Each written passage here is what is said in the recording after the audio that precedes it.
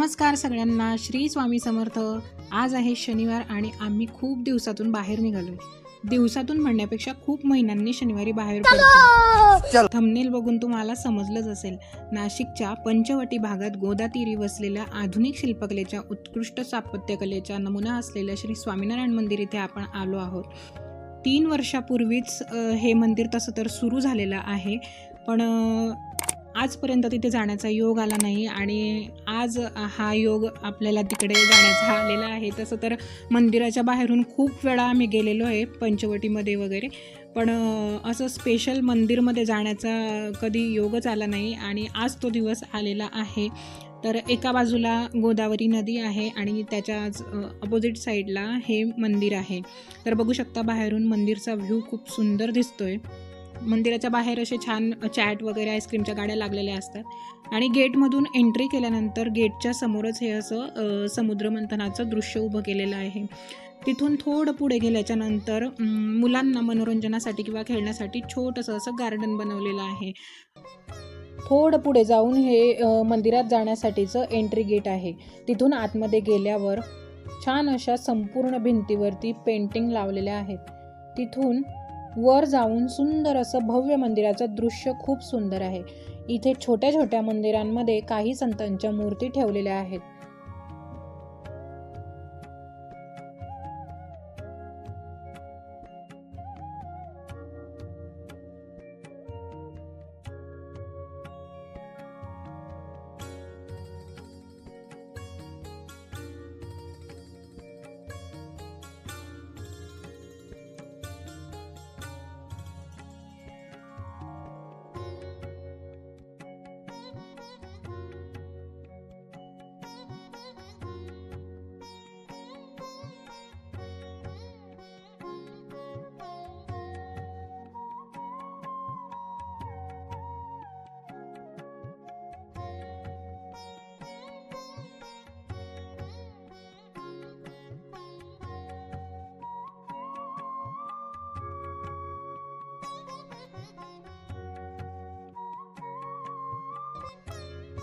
इथे या फाउंटन जवळ मनस्वी आल्यानंतर तिला त्या पाण्याजवळच जायचं होतं। तिला कसं तरी समजावलं आणि आम्ही निघालो पुढे जायला।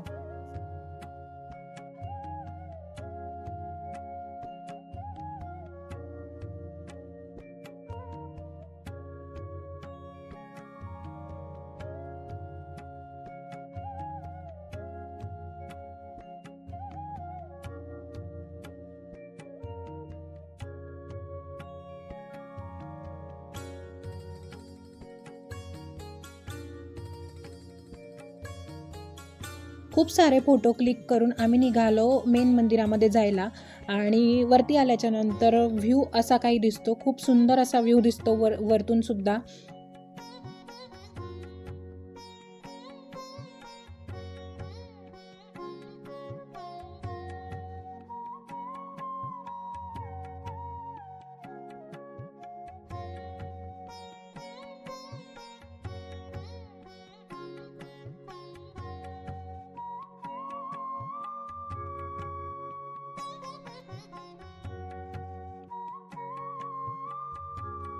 तुम्ही बघू शकताय इथे दरवाजे, खांब आणि भिंतींवर खूप सुंदर अशा मूर्ती अगदी चांगल्या प्रकारच्या फिनिशिंगमध्ये बनवलेल्या आहेत।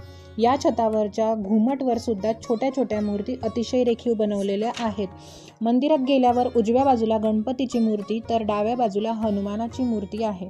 नंतर तिथून मेन मंदिरमध्ये जाण्याच्या पायऱ्या उतरून आम्ही खाली गेलो।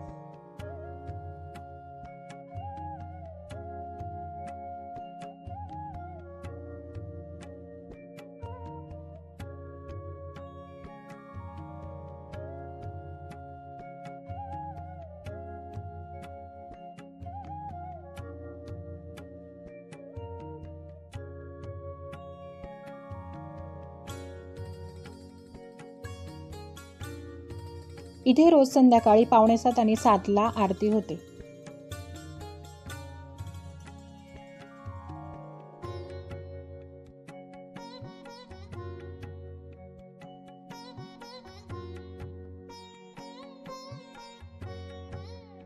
दर्शन घेऊन आम्ही बाहेर आलो तेव्हा हलकासा अंधार पडला होता आणि मंदिराचे सर्व लाईट सुरू झाले होते, त्यामुळे मंदिर अजूनच आकर्षक दिसत होतं.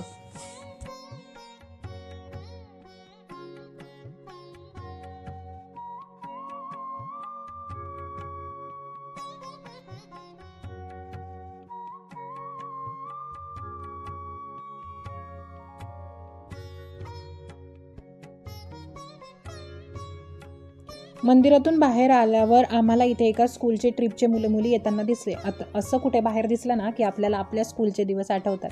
असो, ते दिवस काही आपल्याला परत मिळणार नाही आहेत, बघूनच आनंद मानून घ्यायचा. तर मुलींना इथे गार्डनमध्ये खेळायचं होतं, त्याच्यासाठी केव्हाचं सुरू होतं चला चला पटकन. तर थोडा वेळ इथं त्यांना खेळायला थांबलो आम्ही.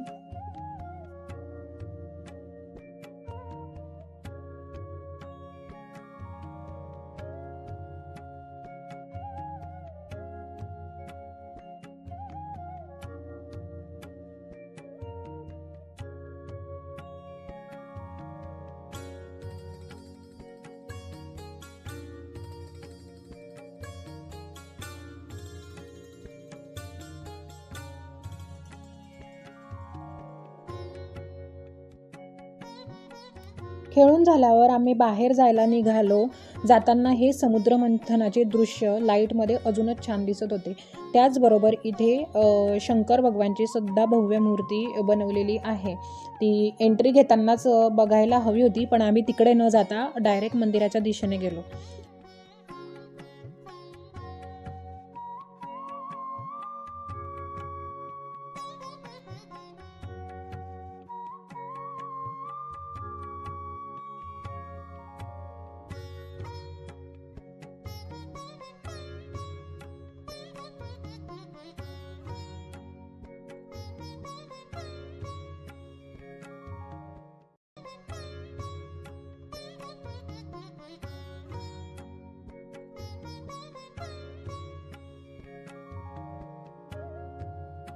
इथून लवकर निघून आम्हाला आज नाशिकमध्ये 1111 गोदा भक्त गोदा आरती करणार होते, तिथे जायचं होतं.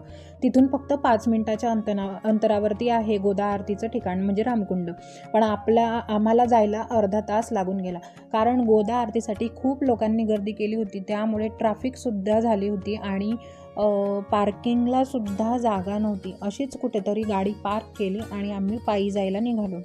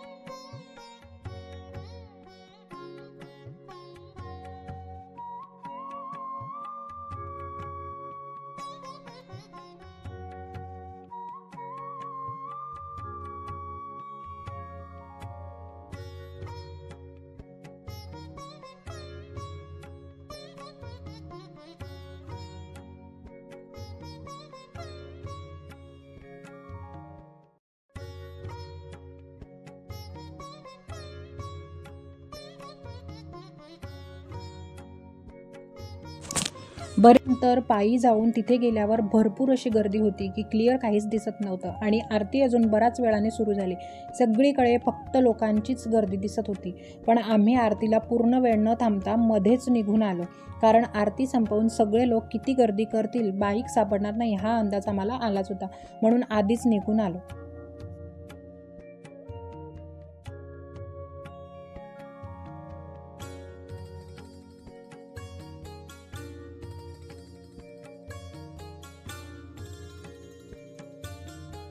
खूप उशीर झाला होता, म्हणून बाहेरच जेवून जावं असा विचार केला. मुलींना तिथंही स्लायडिंग आणि झोके खेळायला मिळाले. मग काय, खूपच आनंद झाला. तर हा व्लॉग इथेच एंड करते. आवडला असेल तर एक लाईक नक्की करा. चॅनलवर नवीन असाल तर प्लीज सबस्क्राईब करा. सबस्क्राईब अगदी फ्री आहे. भेटूयात नेक्स्ट व्लॉगमध्ये. तोपर्यंत सगळ्यांनी काळजी घ्या. बाय.